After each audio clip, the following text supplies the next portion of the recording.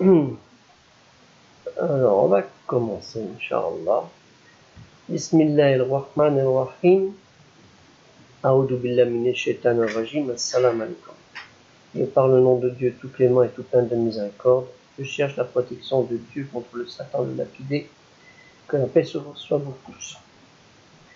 Que la louange soit à Dieu l'unique, à qui notre dévotion et notre intime reconnaissance est envers lui, notre seul Créateur, celui de toute existence, vivante, morte, mobile ou figée.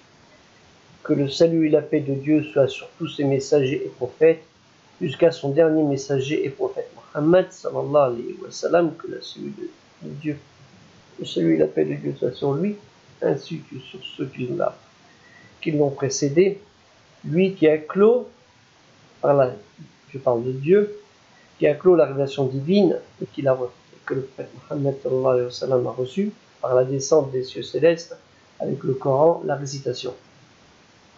Eux, je parle des prophètes qui ont voué leur existence en toute humilité et crainte envers leur Créateur, l'unique à être invoqué, l'unique à être adoré et l'unique à être remercié.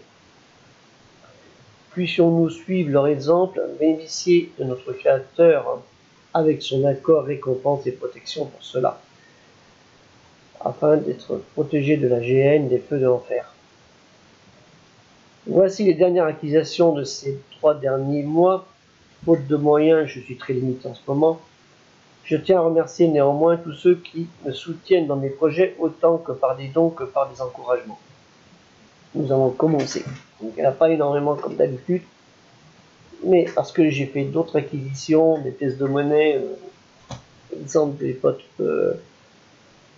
Omeyyades, ça veut dire 7e siècle, mais je les attends, elles sont parties de Suède, elles sont toujours pas arrivées, elles sont parties il y a 15 jours, elles ne sont pas encore arrivées. Mais le fournisseur, celui qui est numismat, qui gère la société, m'a garanti qu'au cas, je serai remboursé. Inch'Allah. Donc, il y a on va commencer par le Coran, une traduction de Albin Widersten Kierzinski, édition faite par Jean de Bonneau, excusez-moi, l'année 1993, une édition limitée, numéro 1348, comme vous pouvez le voir. Donc c'est une édition simple. Donc sa façon de lecture, elle est comme ça, elle est très simple.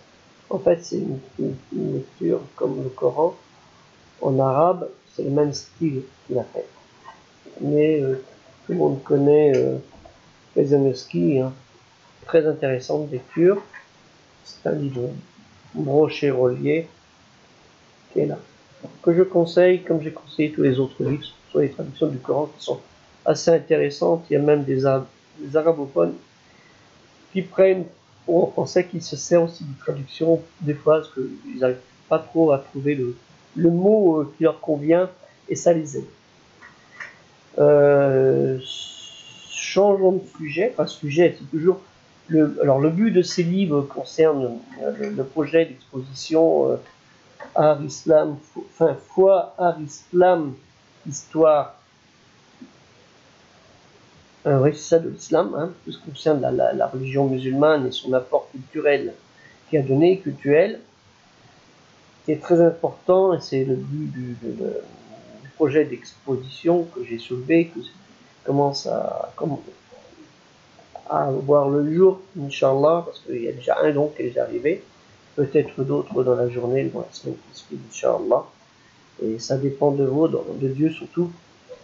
On compte sur lui, on compte sur vous, mais on compte d'abord sur Dieu, on demande d'abord à Dieu pour que vous puissiez être motivé à ce projet qui vous concerne tous, car en fait, quand on aura rassemblé tous les livres, on a déjà pas mal, certains objets aussi, vous pourrez en bénéficier, il suffira de venir les chercher, mais on a un autre projet en plus, en fait, pour vous faciliter la tâche, c'est l'acquisition d'un véhicule de transport qui puisse prendre tous ces livres, et puis vous venez avec un petit véhicule à 2 ou 3, et puis j'utiliserai le véhicule de transport quand vous prêtera avec la caution, avec tout ça, et les assurances, pendant la durée de votre exposition, qui est limitée à 1 semaine, pour pouvoir permettre aux autres d'en bénéficier aussi. Donc, vous êtes à Strasbourg, à Lille, à Nantes, à Béziers, à Dax, Bayonne, Marseille, Toulouse, Strasbourg, Limoges, Nantes, Rennes, Brest, la région parisienne et autres, il y aura ces conditions-là qui seront bien expliquées. On pourra vous mettre à disposition un véhicule, ce qui vous évitera déjà d'acheter un véhicule. Donc vous voyez bien, le projet, il est pour tout le monde. Donc si on s'aide, tout le monde sera gagnant, quoi. Il y aura juste des frais d'essence que vous aurez à payer, l'assurance du véhicule et l'assurance des biens aussi, hein, les objets, parce qu'il y a quand même une certaine valeur, ça pourra peut-être monter à 30, 40, 50 000, 60 000 euros de valeur d'objet. Mais pour une semaine, c'est pas trop énorme la cotisation. Ce sera à voir avec une compagnie d'assurance que je contacterai au moment où on aura rassemblé tous les objets pour cette fusion. On essaye le mieux possible et le plus ouvert possible. Donc on continue, il y a une musique sur le fleuve, ah la musique, ah, haram, haram, haram la musique, ah du village d'un régime, haram. Alors, avant de parler de haram, pour savoir ce que c'est. Donc c'est fait par Jacques Berg, hein, musique sur le fleuve, les plus belles pages du Kitab el-Harani, c'est-à-dire le livre des chansons, hein, traduit par Jacques Berg, que vous le connaissez. C'est composé de centaines de chroniques et anecdotes de la vie privée des califes. Vous voyez? Donc attention, quand on parle de musique sur le fleuve, c'est pas la musique. Hein, ce sont un composé de chroniques et anecdotes de la vie privée des califes.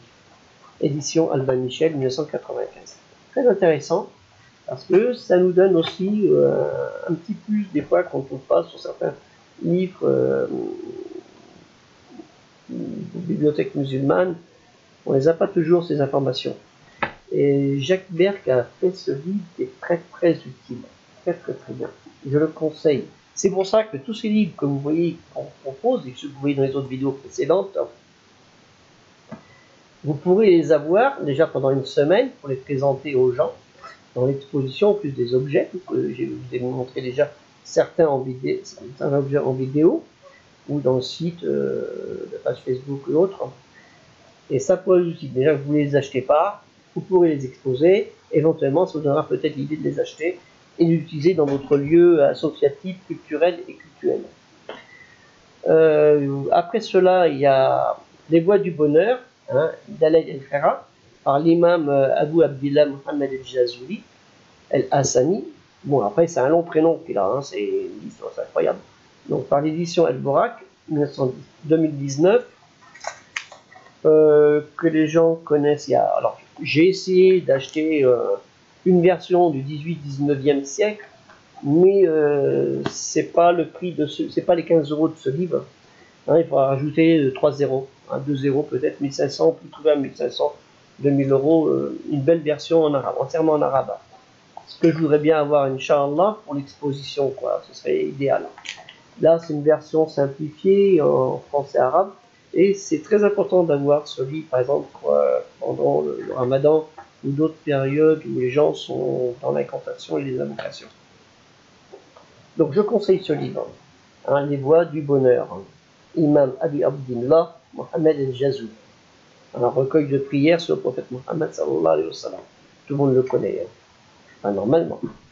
Alors, un livre, hein, on est un peu plus proche, mais pas si proche que ça.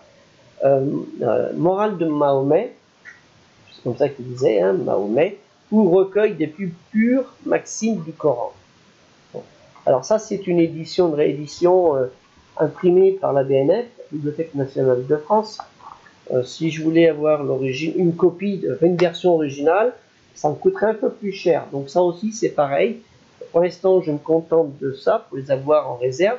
Et après, si on a des fonds, j'achèterai une version de l'époque. Parce que là, si je regarde le mois de mai, c'est 1884, édition rééditée par l'INF. Alors, par Claude Étienne Savary, tout le monde connaît, il a fait une traduction du Coran. J'en ai une de cette période-là, hein, des années 84, peut-être un peu plus tard, hein, je crois. Alors, Savary, il est né en 1750 à Vitré, en Ille-et-Vilaine, une ville que je connais. Sur ce, je dis salam alaikum à l'imam de la mosquée de Vitré, une personne très compétente qui est ouverte à l'approche de ses concitoyens, qu'ils soient musulmans ou non musulmans. Il y en a très peu quand même, des gens comme ça. Il y en a, on en a des centaines, facilement dans les mosquées. Mais il a une ouverture d'esprit et il n'est pas idiot. Vous voyez ce que je veux dire, hein? Et quand il vous dit quelque chose, c'est qu'il a cherché avant de le dire. Hein, il connaît très très bien les choses et il apprend en plus. Parce que apprendre, c'est comprendre. C'est une maxime que je me suis donnée il y a plus de 50 ans. Et il est dans cette voie-là des gens qui sont ouverts et qui veulent apprendre, comprendre et en plus partager. Parce que notre foi, on doit la partager, on ne doit pas la garder pour nous. Donc j'aurais dit salam alaikum au frère de l'imam de la mosquée de Vitré, une personne que je vous conseille de voir si le jour où vous allez en Ille-et-Vilaine, faire un voyage à la région de Saint-Malo, et puis le château de Vitré, il est connu, il est très très très bon. Hein, Vitré, Fougères, c'est une région que je connais, que j'ai fait des études sur le Moyen-Âge breton. Hein, le Moyen-Âge, c'est-à-dire, en fait, moi, c'est pas le très bas Moyen-Âge, plutôt le Moyen-Âge, ça va plutôt du 10e au 15e siècle. Hein. C'est-à-dire l'an 900 jusqu'à 1400, 1500, on va dire 16e siècle. Mais je ne suis pas allé si loin. Donc, mais je connais un petit peu quand même. Hein, le livre de Paul Bagnéat, le département d'Ille-et-Vilaine, en 4 tomes. Donc, je vous conseille hein, ce petit livre. Il n'est pas grand. Alors, c'est en français de l'époque du 19e siècle. Hein. Donc, vous verrez bien, c'est très intéressant. Alors là, peut-être que les gens ne le connaissent pas. Et je vous le conseille. C'est très bien, mais c'est pareil, édition de la BNF, parce que si je voulais avoir l'original, ça me coûterait un peu plus cher.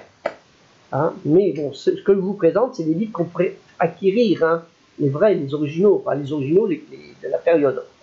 Hein, peut-être pas, peut-être la première édition, la deuxième édition, bon, mais c'est très intéressant. Alors celui-là, c'est Jules Gervais Courtélémon. Alors celui qui ne connaît pas Jules Gervais Courtélémon, alors mon voyage à la Mecque en 1896, pour vous dire, c'est un photographe français né le 1er juillet 1863 à Avon, je chercherai la région, est mort le 31 octobre 1931, donc il a fait le 19e et 20e siècle. Il a grandi en partie à Rélisène, c'est le nord-centre-ouest de l'Algérie, hein, où sa nouvelle famille est partie en 1871. Et il a passé toute sa vie, il a recherché l'exotisme. En 1894, il fut le premier Européen à aller à la Mecque converti à l'islam. On ne parle pas de ceux qui ont triché. Il a ramené ses photos inédites de la Mecque en 1896, publiées dans l'illustration de 1897. S'il y en a qui arrivent à trouver ce livre d'illustration de 1897, je pense par la BNF on peut le trouver, mais un original ce serait bien. Et dans un recueil de photos sur le Caire, il a vécu à Paris, son fils Charles Abdallah, est né en 1895. Alors c'est pareil, hein, comme c'est l'édition de la BNF, c'est un style d'écriture. Alors je vais essayer de vous trouver une photo très intéressante. Je regarde un petit peu, mais le problème c'est la qualité des photos. Mais sur le site de la BNF, j'avais déjà donné le lien. On trouvait des choses très très intéressantes. Et puis il y a des anecdotes. Hein, il dit des choses très très bien. C'est la qualité des photos sur cette édition qui est un peu limite. Je vais essayer de vous trouver une photo. On trouve ça, c'est dans le bateau. Voilà, où c'est. Là, quand les gens partent à la Mecque, ouais, ça c'est, ouais, la qualité, c'est normal, c'est du budget. Mais si j'avais l'édition d'époque, la qualité est très très bonne. Hein. Vous trouvez aussi, je vous laisse la référence, hein, et vous avez derrière, je vous laisse un petit peu comme ça, hein, vous allez sur Gallica BNF, et puis 1248, je pourrais mettre dessus la référence du livre. Mais on peut le trouver, hein. Si vous allez marquer son nom, vous avez directement sur Google les informations. Il y a aussi après, alors comme j'avais pas beaucoup de livres ces temps-ci, que j'ai acheté autre chose, hein, des objets, j'étais plus concentré sur les objets, et travaillé sur un travail aussi sur le site de la mosquée de Thouars. J'ai 10 dossiers en attente. Hein. Ils sont pratiquement finis, mais ils sont en attente. Parce que moi je travaille comme ça, quand il y a un truc qui me vient, je le fais. Je fais le travail. Donc c'est un peu bordélique, comme on dit, mais ça arrive, Inch'Allah. Ouais, vous avez déjà 247 sujets, donc vous avez de quoi faire, hein, sur le site de Mosquée de Toile. Alors l'art oriental, c'est marqué là, l'art oriental, on ne le voit pas comme ça. Je vais le mettre ici. L'art oriental par Sherman Lee, un directeur du musée art oriental de Cleveland, Ohio, aux USA, aux États-Unis, édition Sequoia 1964. Alors, vous voyez, c'est une édition noir et blanc, hein, ce qui est assez intéressant. Alors, oriental, c'est oriental, hein, c'est tout. Hein. Voilà, ça. Alors, il y a la partie, vous avez la partie Asie, et vous avez là une partie, alors des styles, ils avaient une partie de l'islam, de l'Inde, Afghanistan et tout ça. Il y a une partie dessus, c'est assez costaud. Il n'y a pas énorme, mais les informations qui sont dessus, elles valent le coup, parce qu'il y a des petites choses qui peuvent être utiles. Donc je conseille pour ceux qui font de la recherche sur l'art oriental. Mais il y a une partie sur l'islam, c'est pour ça que je l'ai pris. L'art oriental. Alors, il y a un livre, ça pour autre chose, c'est Les Contes d'Algérie, La Fontaine des Gazelles, je ne sais pas ceux qui connaissent, par Annie Verdelais-Lamar et Abdelwahab Ben Sultan, édition Public Sud. Hein, je l'ai feuilleté pratiquement une bonne partie. Le lendemain, le roi des djinns voulut voir sa fille, qu'elle ne put pas sortir trouver la porte de la prison entrouverte. Tata Saint-Cyr ne trouva pas sa clé. Très en colère, il appela ses soldats. C'est des contes et légendes algériens. Et il y en a d'autres hein, qui sont derrière, qui sont marqués. Je trouve que c'est très intéressant. Les fontaines, c'est la mémoire des populations. Hein, que les grands-mères parlaient, ça comme ça. Après, il y a quelqu'un qui a réécrit. Parce qu'avant, c'était l'oralité. Hein. Alors, donc, La Fontaine des Gazelles par Annie Verdelais-Lamar et Abdelwahab Ben Sultan. Conte d'Algérie, édition publicite, 1989. Donc, vous allez me dire qu'est-ce que ça a à faire avec l'islam? Ben, si vous verrez au-dessus, le but de l'exposition, c'est d'avoir un panel très ouvert. Hein. La preuve, pour connaître les fêtes juives, chrétiennes, musulmanes, hein, pour connaître les fêtes juives, chrétiennes, musulmanes, par Michel Coirot, édition du CERF 1994. Alors, Michel Coirot était directeur en médecine à Poitiers. Donc, je dis ça comme on Poitiers. Vous voyez, hein, on se rejoint. Qui n'est pas très loin de chez moi, c'est à 100 km de choses. Moi, je suis dans le 79 et dans le 86, qui est le département d'à côté. Il a passé sa vie professionnelle et humaine qui l'a conduit à prendre en considération les dimensions religieuses de l'existence de notre société. Et ce livre est très intéressant parce qu'il aborde toutes les fêtes religieuses. Et il fait un petit, un principal fête de toutes les années. Ça va jusqu'en 2050. Vous voyez, il a calculé grosso modo. Hein. Et c'est pas mal ce petit livre. Donc ça vous donne une idée de à quoi correspondent les fêtes chrétiennes, les fêtes juives et les fêtes musulmanes. Et vous aurez la surprise parce que dernièrement, on a eu une fête qui s'est rapprochée avec l'Aïd et dans le Coran. Hein, la montée au ciel de Jésus, hein, Sina Isa alayhi salam. Alors, vous avez entendu parler, hein, l'ascension. Donc, c'est dans le Coran. Donc, c'est important. Il y a des fêtes chrétiennes, comme les gens parlent de Noël, la fête chrétienne, mais Noël, c'est le rappel de la naissance de Jésus, Sina Isa encore lui. Hein, comme on parle de Pâques, Pécha, tout ce qui se passe à l'époque de Moïse. Donc, et que ce qui se passe à l'époque d'avant, mais c'est plutôt Moïse. Jésus, les plus grandes fêtes hein, chez les Juifs, c'est ces périodes-là. Donc c'est très important. Ou Abraham avec Ismaïl pour la circoncision et puis le sacrifice. Parce que son premier fils qui a été circoncis, et puis c'est dans la Bible, quand je retrouve le texte exact, j'arrive du mal à le retrouver, tu sacrifieras ton premier-né de la première matrice. C'est ça le texte. Donc la première matrice, c'était Agar, parce que c'est la concubine. Hein. C'était pas sa femme, c'était la concubine, qui n'était pas si concubine que ça. Parce que le prophète Abraham, Ibrahim, alayhi salam, il n'a pas eu que les deux, il a eu d'autres femmes et d'autres enfants. Pas oublier, il n'y a pas que Ismaïl et Isaac. Hein. Donc, il y a aussi l'architecture mort en Espagne. Ah, il est très bien.